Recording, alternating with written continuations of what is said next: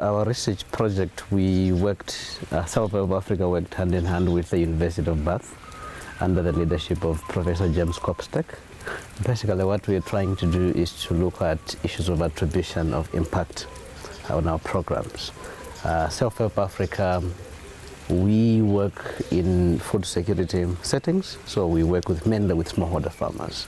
So we really wanted to see how best can we have a tool that will enable farmers to tell us the change that they're experiencing over time without bias.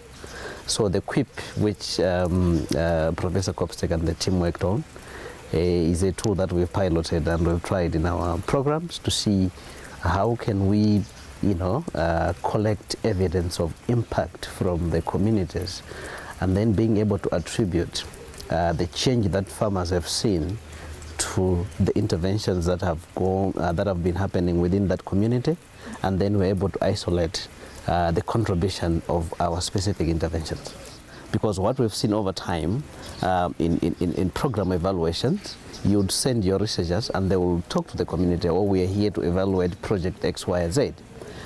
By the mentioning of that project, already the communities, they already have preconceived kind of statements on what they should tell you.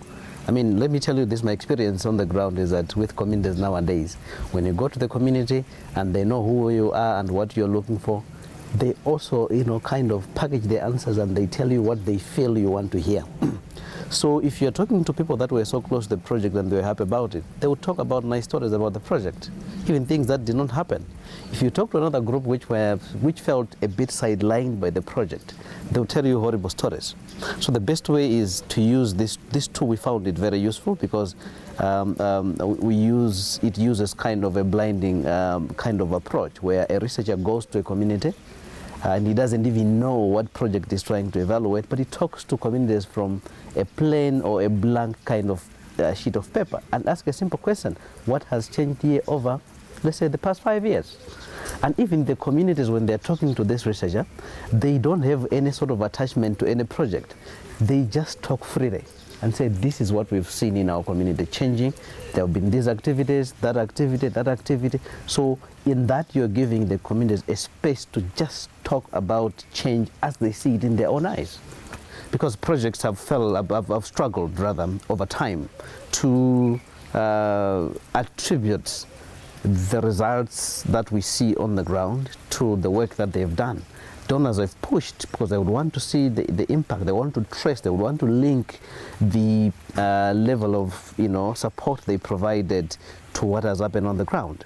But I think both researchers and us implementers have struggled to say, can we really attribute these results to amount of money or effort that was injected in?